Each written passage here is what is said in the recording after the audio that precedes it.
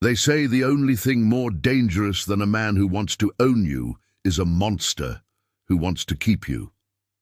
Madeline didn't know that when she ran into the club that night. She was just trying to hide from an ex-boyfriend who wouldn't take no for an answer. She saw a man in the shadows, a man everyone else was terrified to look at, and she made a split-second decision that would change her entire existence.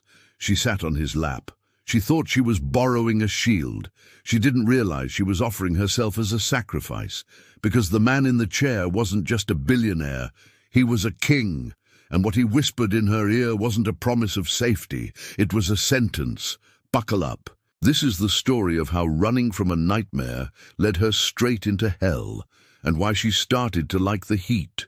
The rain in Seattle didn't wash things clean, it just made the grime slicker. Maddie, gripped her phone so tight her knuckles turned the color of old bone. The screen lit up again. Another text. Brody, I saw you leave the apartment, Maddie. You look pretty in that wet coat. Stop running. A sob caught in her throat, jagged and sharp. She didn't look back. If she looked back, she would see his grey Toyota idling at the corner. She would see that calm, terrifying smile he wore when he explained why her bruises were her own fault. She turned the corner onto Pike Street, her heels skidding on the wet pavement. It was 11 p.m. on a Tuesday, and the streets were mostly empty, save for the flickering neon signs reflecting in the puddles. She needed people. She needed witnesses. Brody wasn't just an ex. He was a vice cop with a history of misplaced evidence and a temper that had sent 2 previous girlfriends to the ER. The restraining order was just a piece of paper to him, a challenge. Please, she whispered to the empty air, her breath clouding, just let me find a door. That's when she saw the velvet rope. It was tucked into an alleyway she had walked past 1,000 times and never noticed. A heavy iron door stood slightly ajar, guarding a staircase that went down into the earth. There was no sign, just a monolithic bouncer with skin the color of obsidian and eyes that seemed to scan her soul rather than her ID. Madeline heard the car engine behind her, the slow crunch of tires on gravel. Brody was catching up. She didn't think. She lunged towards the bouncer. Please, she gasped, gripping the lapel of his expensive suit. He's following me. I have money. I'll pay cover. Just let me in. The bouncer didn't blink. He looked over her shoulder at the grey Toyota pulling up to the curb. He looked back at Madeline, seeing the terror vibrating in her frame. Private party? The bouncer rumbled. His voice sounded like rocks grinding together. I don't care, she begged, hearing the car door open behind her. She heard the jingle of Brody's keys. Please. The bouncer stepped aside. Madeline practically fell down the stairs, the heavy iron door slamming shut behind her, muting the sounds of the city and the rain. The air down here was different. It didn't smell like a basement dive bar. It smelled of ozone, crushed jasmine, and something metallic like copper pennies. The bass didn't thump. It hummed, a low frequency that vibrated in her teeth. She pushed through the heavy velvet curtains and froze. The club, if you could call it that, was a cavern of opulence. Crystal chandeliers hung from a raw stone ceiling. The patrons were beautiful, impossibly so. Women in silk gowns that looked like liquid mercury. Men in bespoke suits that cost more than Madeline's student loans. They moved with a fluid, predatory grace, and they were all staring at her. She was dripping wet, wearing cheap jeans and a torn raincoat, standing in a room full of gods and monsters. But she couldn't leave. Brody was outside. She moved to the bar, trying to make herself small. She ordered a gin and tonic, her hands shaking so badly she spilled half of it. Then her phone buzzed. Brody. The bouncer didn't want to talk, but I flashed the badge. Coming down, babe. Panic, cold and absolute, washed over her. He was coming in. A badge got you into places money couldn't. She needed to hide. No, she needed to belong. If Brody saw her alone, he'd drag her out, claiming she was drunk or hysterical. If she was with someone powerful, maybe he'd hesitate. She scanned the room. In the far corner, raised on a dais, was a circular booth upholstered in blood-red leather. It was the center of gravity for the entire room. Sitting there was a man who looked like he had been carved out of marble and nightmares. He was looking at his phone, looking bored. He had dark hair swept back from a face that was too sharp to be kind. He wore a black dress shirt, the top buttons undone, revealing pale skin. But it was the space around him that mattered. There were 3 beautiful women and 2 men sitting near him, but none dared to touch him. They leaned toward him like sunflowers to a dark sun, desperate for his attention, but he gave them nothing. He looked untouchable, perfect. Madeline saw the heavy curtains at the entrance twitch. Brody's heavy boots hit the bottom step. She moved. She walked across the room, her heart hammering a frantic rhythm against her ribs. She walked up the 2 steps to the dais. The chatter in the room died instantly. Silence rippled outward from her position like a shockwave. The man in the black shirt didn't look up. He swirled the amber liquid in his glass. Madeline didn't let herself think about the audacity of what she was doing. She just thought of Brody's fist. She stepped past the stunned entourage. She walked right up to the man, and she sat on his lap. A collective gasp went through the room, sharp and sudden. The man went rigid beneath her. His body felt like stone, cold, hard, and unyielding. She could feel the muscles in his thighs tense, ready to throw her across the room. She buried her face in the crook of his neck to hide her face from the door. He smelled of winter air and expensive scotch. "Don't kill me," she whispered into his skin, her voice breaking. "Please, my ex is a cop. He's at the door. He's going to hurt me. Just pretend you know me, just for a minute." For 3 agonizing seconds, the man did nothing. Madeline waited to be shoved. She waited for security to drag her away. Then she felt a hand. It was large and cold. It slid up her wet back, gripping the nape of her neck. It wasn't a comforting touch. It was possessive, dominant. "Look at me," the man commanded. His voice was a low baritone that seemed to vibrate in her chest. She pulled back slightly, looking into his eyes. They were blue, not the blue of the sky, but the blue of a gas flame, burning and icy all at once. "What is your name, little intruder?" he asked.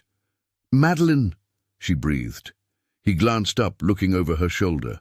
Madeline didn't turn, but she felt the shift in the atmosphere. Brody had found them. She felt the man's grip on her neck tighten, his thumb tracing the pulse point below her jaw. He leaned in close, his lips brushing the shell of her ear. "You have made a grave error, Madeline," he whispered. "You came to the wolf to save you from the dog." "I don't care," she whispered back. "You should," he murmured, "because once you sit on this throne, you belong to it." "Hey!" Brody's voice boomed across the silent club. "Get your hands off her." The man on the throne didn't flinch. He slowly turned his gaze toward Brody. He didn't stand up.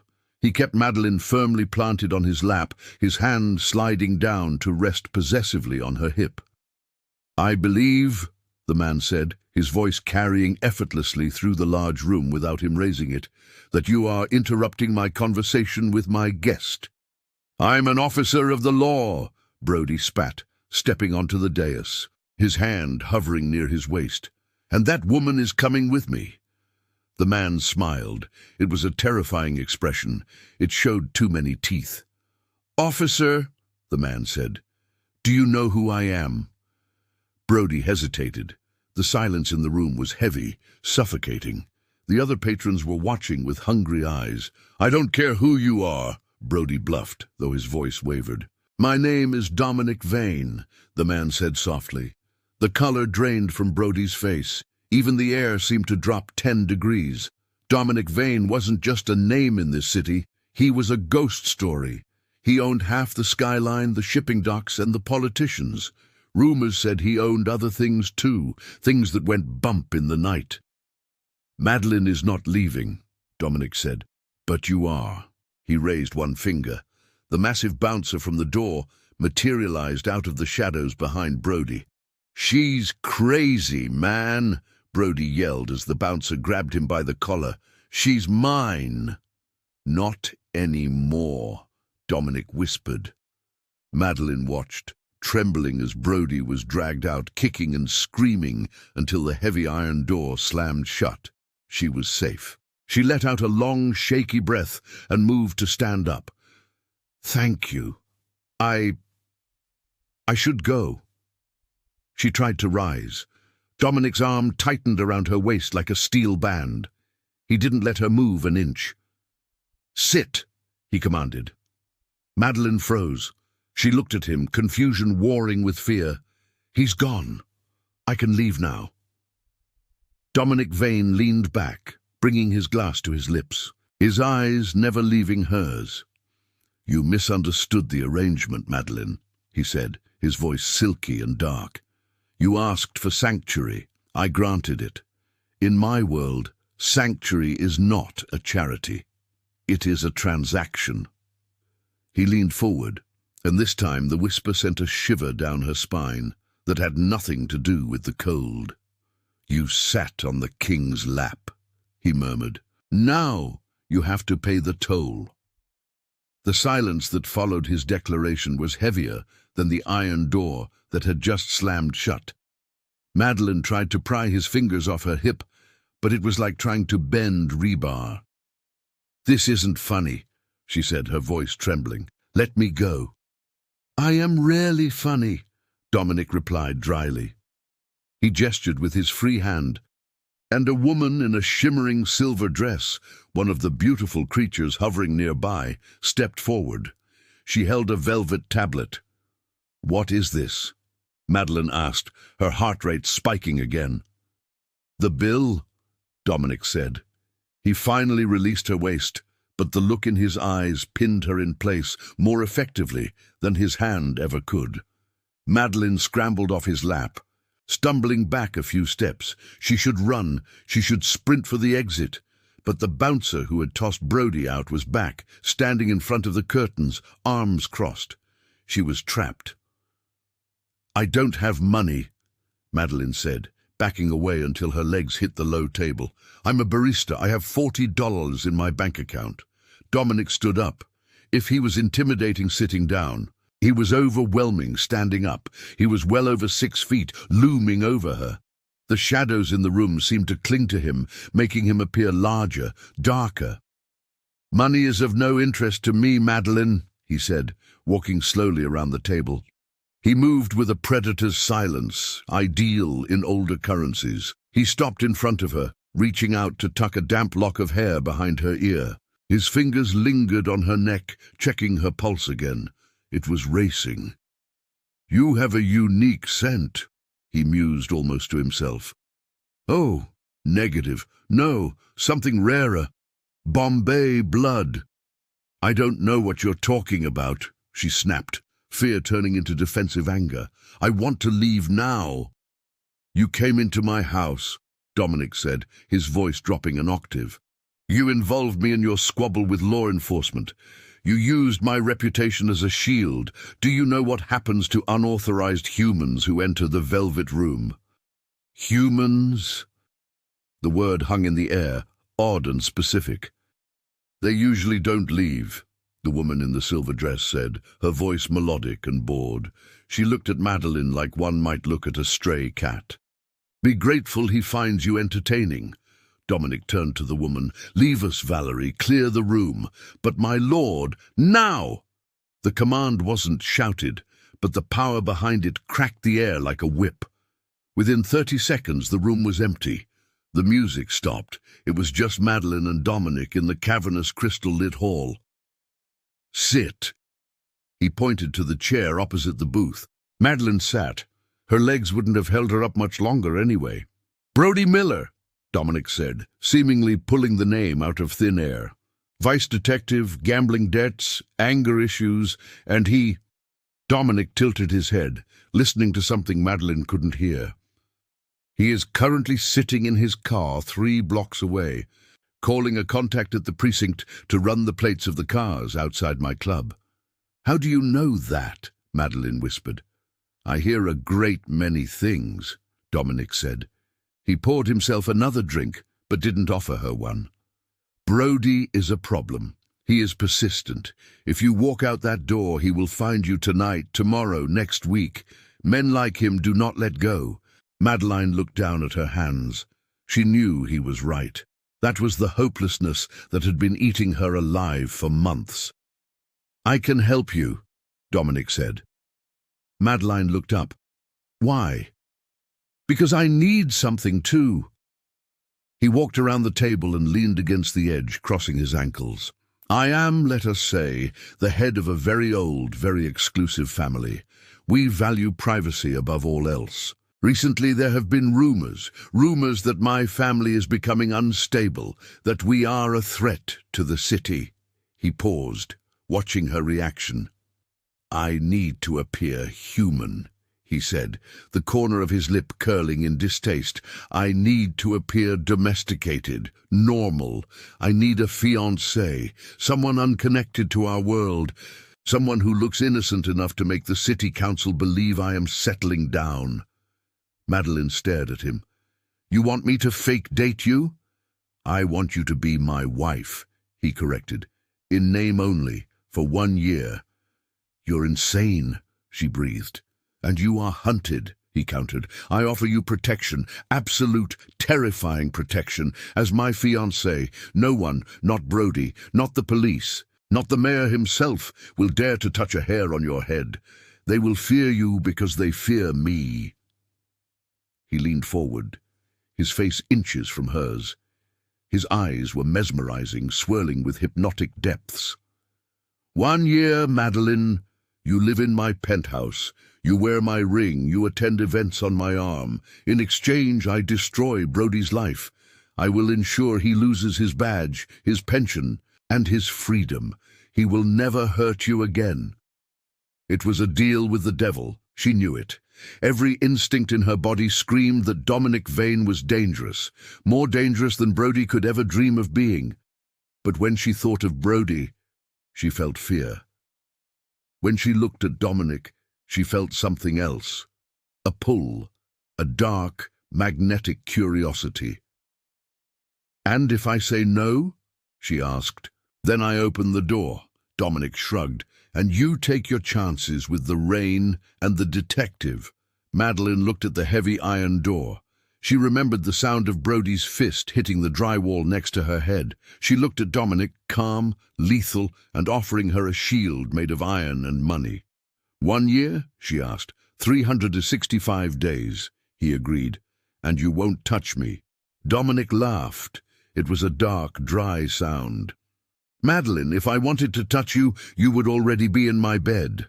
I do not force, I seduce, and right now I am negotiating."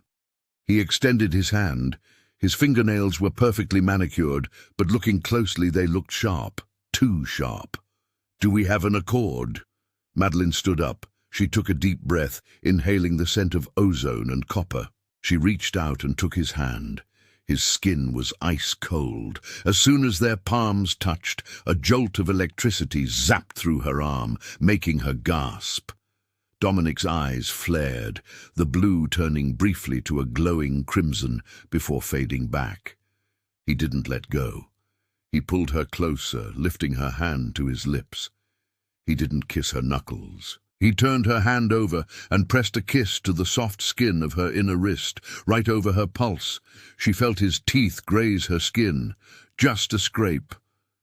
"Done," he whispered against her wrist. Suddenly, the side door of the club burst open. "Dominic!"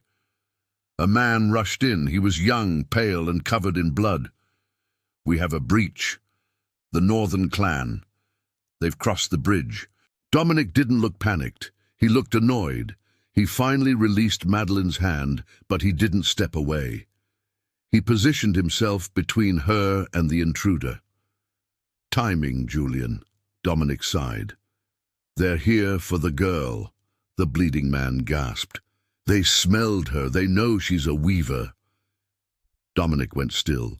He turned slowly to look at Madeline. The casual boredom was gone. In its place was a predatory intensity that made her knees buckle. "A weaver?" Dominic asked, his voice dangerously low. I don't know what that is, she cried. They are at the perimeter, Julian shouted. Dominic grabbed Madeline's arm. This wasn't the gentle grip from before. This was iron. The deal has changed, Dominic growled, pulling her toward a hidden panel in the wall. What? Why? Madeline struggled to keep up with his long strides. Because, Dominic said, kicking the panel open to reveal a dark tunnel. I thought I was hiring a fake wife. It turns out I've just acquired a warhead. He shoved her into the darkness of the tunnel and followed her in. The wall slid shut behind them just as the sound of glass shattering exploded in the club above. Keep moving, Dominic ordered in the pitch black, and pray your blood isn't as tasty as they think it is. The tunnel was suffocating. It wasn't just the darkness, it was the pressure. The air felt heavy, like the moments before a thunderstorm breaks, but intensified 1,000 times. Madeline stumbled, her heels twisting on the uneven stone floor. She would have fallen if Dominic hadn't caught her. He didn't just steady her. He swept her up into his arms as if she weighed nothing more than a ghost. "Put me down," she hissed, though she wrapped her arms around his neck instinctively. "I can run." "You run at human speed," Dominic said, his voice vibrating against her chest, "and we are being chased by things that view physics as a suggestion. Hold on." Before she could protest, he moved. It wasn't running, it was a blur. The stone walls of the tunnel smeared into grey streaks. The wind rushed past her ears with a shriek, stinging her eyes. Madeline buried her face in his coat, squeezing her eyes shut. She could feel the power radiating off him, a cold hum that made her teeth ache. This wasn't a man. This was a force of nature wrapped in a Tom Ford suit. They burst out of the tunnel into a cavernous subterranean garage. It was filled with cars covered in dust sheets, looking like sleeping beasts. Dominic didn't stop. He vaulted over the hood of a dusty sedan and landed perfectly next to a sleek matte black vehicle that looked more like a stealth bomber than a car. He dropped her into the passenger seat and was behind the wheel before she could even find the seatbelt. "Buckle it," he ordered. "Now." The garage door ahead of them, a wall of reinforced steel, began to groan. Someone or something was battering it from the other side. Great dents appeared in the metal, shaping outward like punched dough. Madeline fumbled with the clasp, her hands shaking uncontrollably. "What are they? The people chasing us?" "The Northern Clan," Dominic said, pressing a button on the dashboard. The engine roared to life, a deep, guttural growl that shook the floor. "Think of them as the blunt instruments of our world. They don't care about politics. They don't care about secrecy. They just hunger." "Hunger for what?" "For you, Madeline." The steel door behind them tore open with a screech of tearing metal. Through the dust and shadows, Madeline saw figures. They looked human, but their movements were wrong, jerky, too fast, limbs moving at impossible angles. Their eyes glowed a sickly yellow. "Hold on," Dominic said calmly. He slammed the car into gear. They didn't drive out. They launched. The car shot forward, tires screaming, heading up a spiraling ramp towards the surface. Behind them, the creatures sprinted, and they were fast. One of them leaped, landing on the trunk of the car with a heavy thud. Madeline screamed. She saw a pale hand with blackened claws punch through the rear windshield, grasping for the headrest. Dominic didn't even look in the rearview mirror. His face was a mask of icy concentration. He drifted the car around a tight corner, the rear end swinging out. He timed it perfectly, slamming the side of the car against a concrete pillar, crushing the creature clinging to the trunk. There was a wet crunch, and the weight fell away. They burst out onto the Seattle streets. The rain was coming down in sheets now, blurring the city lights into streaks of neon. Dominic wove through traffic at 100 miles an hour, but the car felt glued to the road. He glanced at the side mirror. A black SUV was tearing through red lights behind them. "Is that them?" Madeline asked, gripping the dashboard. "No," Dominic frowned. "That driving style is distinctly amateur." He tapped the dashboard screen. linking it to the city's traffic cameras. A grainy image popped up. It was the grey Toyota. "Brody," Madeline gasped. "How is he following us?" "I told you," Dominic said, his voice tightening. "He is persistent. He must have slapped a tracker on your car earlier today, realized you weren't in it and tracked your phone. Turn it off." "What? Your phone? Throw it out the window now." Madeline fumbled for her phone in her pocket. It was buzzing again. Another text from Brody. "Brody, I see you, Maddie. Who's the guy? I'm going to kill him." She rolled down the window. The wind howled, soaking her face instantly. She threw the phone into the night. It shattered against the pavement, lost in the spray of rain. "Good," Dominic said. He took a sharp left, heading towards the Space Needle, toward the gleaming glass tower that dominated the skyline, the Vane spire. "He saw us," Madeline said, her voice hollow. "He saw the car. He saw the creatures back there. He's not going to stop." "Let him come," Dominic said, his voice dropping to that lethal whisper again. "He is stepping into a world where his badge means nothing. He thinks he is the hunter. He's about to learn that he is just meat." They screeched into the private underground entrance of the spire. Heavy gates slammed shut behind them, sealing them in. Dominic killed the engine. The silence that filled the car was sudden and deafening. He turned to her. The adrenaline was fading, leaving Madeline trembling violently. The shock was setting in. Vampires, clans, weavers. Dominic reached out but stopped inches from her face. He looked at his own hand, fighting a visible internal battle. His pupils were blown wide, black, eclipsing the blue. "Get out," he said, his voice strained. "Take the elevator to the penthouse, top floor. Do not stop. Do not talk to anyone." "Where are you going?" she asked, terrified to be alone. "I need to feed," he growled, turning his face away from her. "The use of power, the proximity to you, it is draining me. If I stay in this car with you for another minute, Madeline, I will not be able to stop myself from tasting you." He looked back at her, his eyes glowing a faint, terrifying red. "Run!" The elevator ride was smooth, silent, and fast. Too fast. Madeline's stomach dropped as she ascended 50 stories in seconds. The doors slid open, revealing not a home, but a fortress of glass and steel. The penthouse was massive. Floor-to-ceiling windows offered a panoramic view of Seattle, drowning in rain and darkness.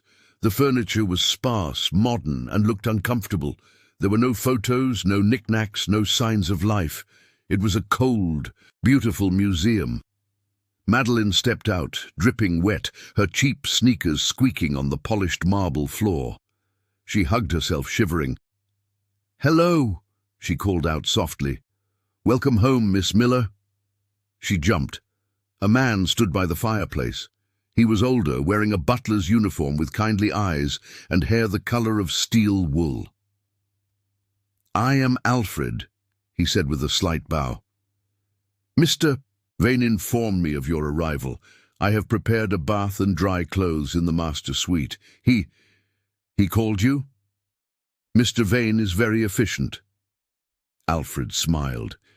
It was a polite smile, but it didn't reach his eyes. "Please, you are shivering." Madeline followed him. The master suite was bigger than her entire apartment. The bathroom was all white marble and gold fixtures. A massive tub was already filled, steam rising from the water, smelling of lavender and eucalyptus. "I will leave you to attend to your toilette," Alfred said. "Dinner will be served in 30 minutes. Madeline locked the door the second he left. She stripped off her wet clothes and sank into the hot water. For a moment, she just cried. She cried for the life she was losing, for the fear of Brody, and for the terrifying realization that she had sold her soul to a monster to escape a man. She scrubbed her skin until it was pink, trying to wash away the feeling of Dominic's cold hands. But the phantom sensation lingered. When she got out, she found the clothes Alfred had left, a silk robe in deep emerald green. It was exquisite, soft as water against her skin. She walked out into the main living area. Dominic was there, He had changed. He wore a fresh black shirt, sleeves rolled up to his elbows and dark trousers. He held a crystal tumbler of red liquid. He was standing by the window looking down at the city. He looked calm again. The red glow was gone from his eyes, replaced by that icy blue. "You look better," he said without turning around. "I feel like a prisoner," Madeline replied, finding a shred of courage. Dominic turned. He took a sip of the drink. It was thick. It coated the glass. It wasn't wine. "A prisoner in a castle is still a queen, Madeline," he said. "What is a weaver?" she asked.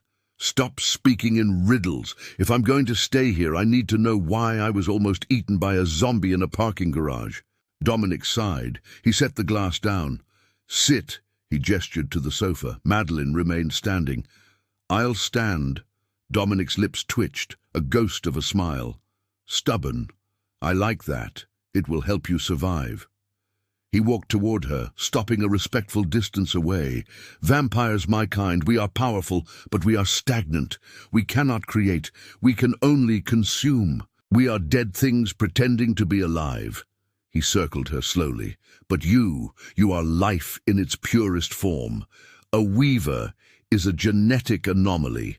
It happens once every few centuries. Your blood doesn't just sustain us, Madeline. It evolves us." He stopped in front of her.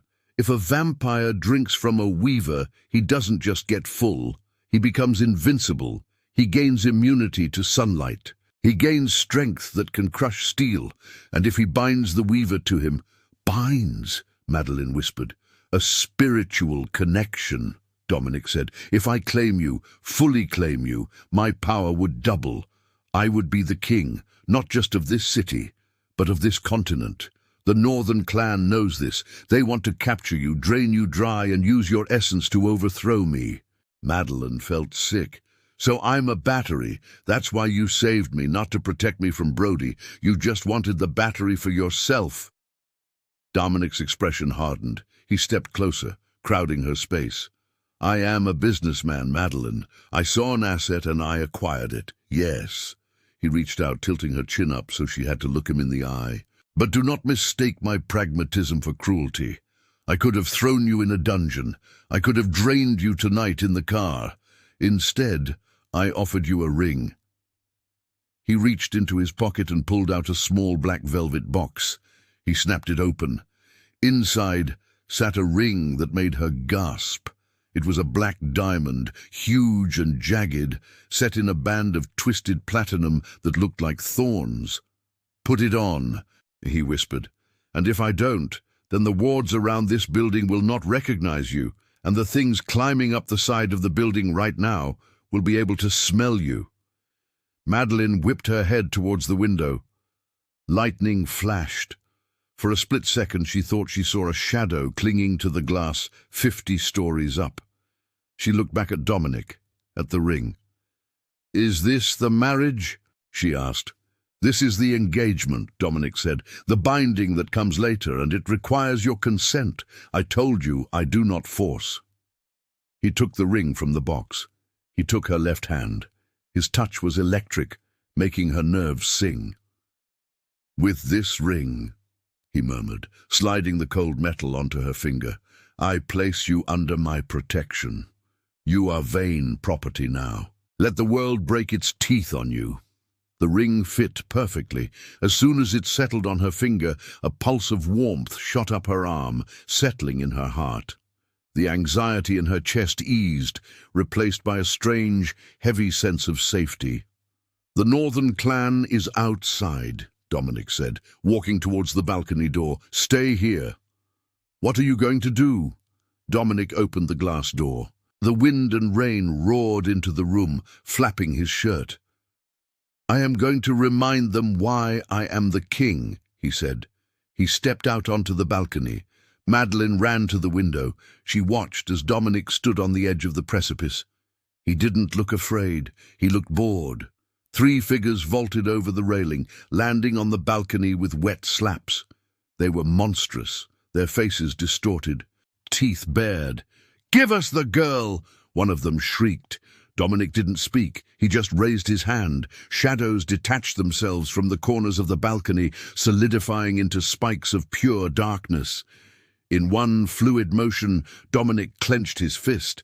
The shadows surged forward, spearing the intruders. They disintegrated into ash before they even hit the floor. He turned back to the window, locking eyes with Madeline through the glass. His eyes were glowing bright crimson. He looked terrifying. He looked magnificent. And then beyond him, far below on the street, Madeline saw something else. A grey Toyota was parked across the street, and leaning against it, looking up at the penthouse with a pair of binoculars, was Brody. He wasn't alone. Standing next to Brody was a woman. She was tall, pale, with hair like white fire. She placed a hand on Brody's shoulder, leaning down to whisper in his ear. Madeline's breath hitched. That woman. She had seen her in the club. It wasn't Valerie. It was someone else. The woman looked up straight at the penthouse window and smiled. Her eyes were not human. Brody had found new friends. Dominic opened the door and stepped back inside, the storm raging behind him. He saw Madeline staring down. "What is it?" he asked. "Brody?" Madeline whispered, pointing. "He's down there. And he's with one of them." Dominic walked to the window. He looked down. His expression darkened instantly. "That is not just one of them," Dominic said, his voice laced with a genuine emotion Madeline hadn't heard yet. Concern. "Who is it?" "Adul, that," Dominic said, closing the curtains with a snap, "is Lyra, the leader of the Northern clan. And if she is talking to your ex-boyfriend, she isn't trying to kill him." He turned to Madeline. "She is turning him." The realization hit Madeline harder than the rain outside. She sank onto the expensive leather sofa, her knees giving out. "He's going to turn him," she whispered. "Brody, he's going to be like you." Dominic turned from the window. The crimson had faded from his eyes, leaving them a flat, cold slate blue. He looked tired. "Not like me," Dominic corrected, walking to the bar to pour another drink. "I was born into this bloodline. I have had 400 years to master the beast inside. Brody, if he survives the transition, which is statistically unlikely, will be a rabid dog." "He'll survive," Madeline said hollowly. "He survives everything. He crashed his car twice when he was drunk, walked away without a scratch. He fell off a roof during a bust. Nothing." "Spite is a powerful fuel," Dominic agreed. He handed her a glass of water. "Drink, you are pale." "I don't want water. I want to leave." "Maybe if I leave Seattle, he'll follow me and leave you alone." Dominic laughed, but there was no humor in it. "Madeline, do you think Lyra is turning him out of the goodness of her heart? She is weaponizing him. She knows he is the one thing you fear. She knows he is the one thing that can make you irrational. She is forging a key to break into my house." He sat down next to her. The cushion dipped under his weight. He smelled of rain and sandalwood. "You cannot run," he said softly, "so you must learn to stand." "I'm a barista," she snapped, tears pricking her eyes. "I make latte art. I don't fight vampires." "You are a weaver," Dominic corrected, "and right now you are a liability, but you can be a fortress." He set his glass down. "Stand up." "Why?" "Because if Brody comes for you, and he will, he won't just try to hit you, he will try to compel you. He will use the glamour to make you want to go with him. He will twist your mind until you think the abuse was love." Madeline went cold. Brody had practically done that when he was human. The thought of him having a supernatural ability to do it, she stood up. "What do I do?" "Look at me," Dominic commanded. He stepped close, too close. He placed his hands on her shoulders. His touch was heavy, grounding. "I'm going to try to enter your mind," Dominic said. "It will feel like a headache, like a pressure behind your eyes. You must push me out. Visualize a wall, a door, anything." I don't know if I can." "You must." His voice was hard. "Or you belong to him." Dominic's pupils dilated until his eyes were black pools. Madeleine felt a sudden sharp spike in her brain. It wasn't pain exactly, it was an intrusion. It felt like cold smoke curling around her memories. She was back in her old apartment. She saw Brody raising his hand. She felt the fear. "No!" Madeleine gasped, stumbling back. "Focus!" Dominic's voice boomed, not in the room but inside her head. "He is using your fear. Build the wall, Madeleine." Madeleine squeezed her eyes shut. She thought of the heavy iron door at the club. She imagined slamming it. The pressure increased. She could feel Dominic sifting through her thoughts, seeing her secrets, her shame. "Get out!" she screamed internally. She imagined the door slamming shut and turning the lock. Snap! The pressure vanished instantly. Madeleine gasped for air, her eyes flying open. She was panting, sweat beading on her forehead. Dominic was standing a few feet away, rubbing his temple. He looked impressed. "Good," he murmured. "Very good. You have a strong will, Madeleine. Broken, perhaps, but calcified. Stronger than you think." "You saw him," she whispered, her voice trembling. "You saw what he did to me." Dominic's expression darkened. A look of pure, unadulterated rage crossed his features, not directed at her, but at the memory he had touched. "Yes," he said, his voice low and dangerous. "I saw." He walked over to her. This time he didn't command. He reached out and gently tilted her chin up. "And I promise you this," Dominic vowed, his eyes burning with intensity. "When I kill him, I will make it slow. For what he did to you when you were helpless, I will tear his world apart."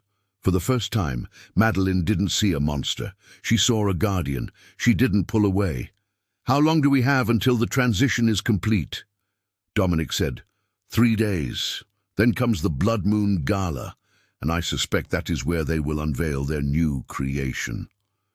3 miles away, in a warehouse that smelled of rust and dried blood, Brody Miller screamed.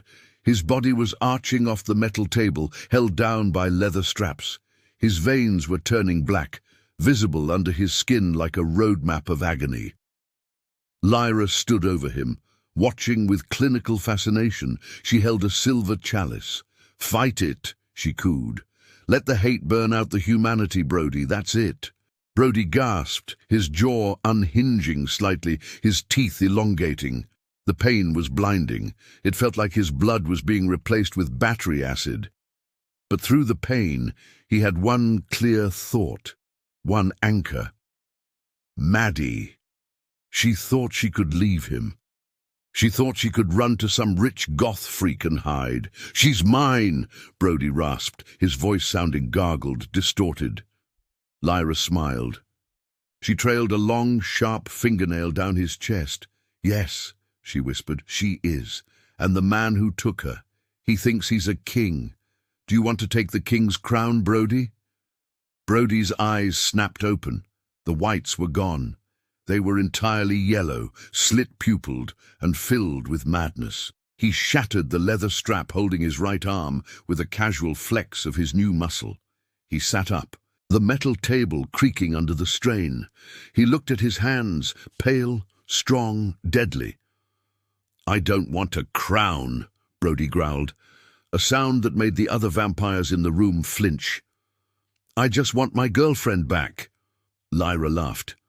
"Then let's go get her." The dress arrived in a black box the size of a coffin. Alfred brought it into the room on the 3rd day. Madeleine had spent the last 72 hours in a blur of mental training, history lessons, and trying not to stare at Dominic when he walked around the penthouse shirtless. "Mr. Vane selected this personally," Alfred said, unboxing the garment. It was red, not bright cherry red, but the color of oxygenated blood, deep, rich, and dangerous. It was silk, strapless, with a slit that went up to her thigh. "It's a lot," Madeleine said, touching the fabric. "It is armor." Dominic's voice came from the doorway. He was wearing a tuxedo that fit him like a second skin. He looked devastating. If beauty could kill, Dominic Vane would be a weapon of mass destruction. The Blood Moon Gala is neutral ground, Dominic explained, walking in and adjusting his cufflinks. The council forbids violence on the premises. It is a place for politics, posturing, and threats delivered with a smile. You must look like you belong to me. You must look like a queen. Madeline put on the dress. She let the stylists Dominic hired do her hair in cascading waves and paint her lips a matching crimson. When she looked in the mirror, she didn't recognize herself. The scared girl in the raincoat was gone. In her place was a woman who looked like she could hold a dagger and not tremble. Dominic walked up behind her, his reflection towering over hers in the mirror. He placed a heavy diamond necklace around her throat. "Beautiful," he whispered. "Breathe, Madeline. I won't let anyone touch you." "I'm not afraid of the vampires," she said, meeting his eyes in the glass. "I'm afraid of him." "Tonight," Dominic said, "he cannot touch you. Tonight, we show him what he lost." The gala was held at the Seattle Art Museum, but the human staff had been cleared out. The guests arrived in limousines that looked like hearses. As Dominic and Madeline stepped out of the car, the flash of cameras blinded them. Not paparazzi, clan historians documenting the lineage. The air inside was cold. The room was filled with hundreds of vampires. They were exquisitely dressed, holding glasses of red liquid, their voices a low, cultured murmur. When Dominic entered with Madeline on his arm, the room went silent. Every eye turned to them. Madeline felt the weight of their predatory gazes. They could smell her. They could smell the weaver blood. She saw nostrils flare. She saw eyes darken. Dominic's grip on her waist tightened. He radiated a warning aura so potent that the crowd parted like the Red Sea. "Ignore them," he murmured. "Look only at me." They moved through the crowd. Dominic introduced her to allies, ancient vampires who looked like teenagers, businessmen who were actually warlords. Madeline played her part. She smiled. She nodded. She kept her mental walls up just as Dominic had taught her. Then the atmosphere shifted. The temperature in the room seemed to drop.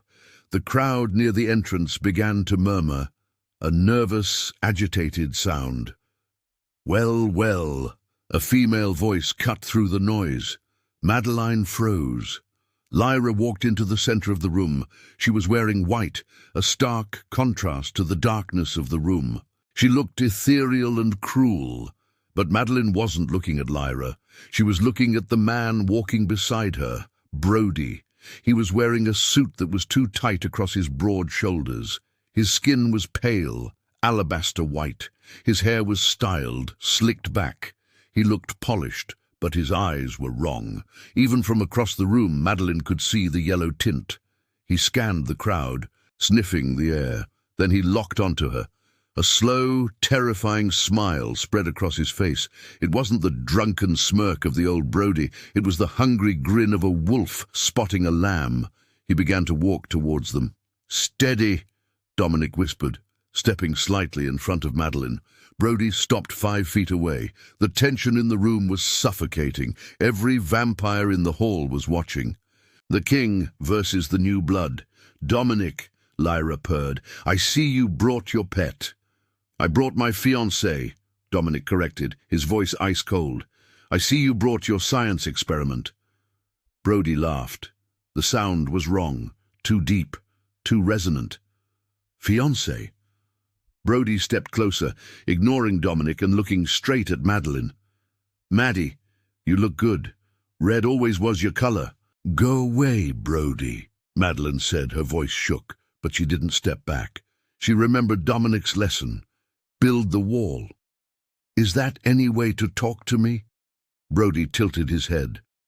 "After everything we've been through, I came all this way to see you. I've changed, babe. I'm better now, stronger. I can protect you way better than this stiff." He reached out a hand. Dominic moved. He didn't strike. He just intercepted the hand, gripping Brody's wrist. The air cracked. The floor tiles beneath their feet fractured from the sudden release of pressure.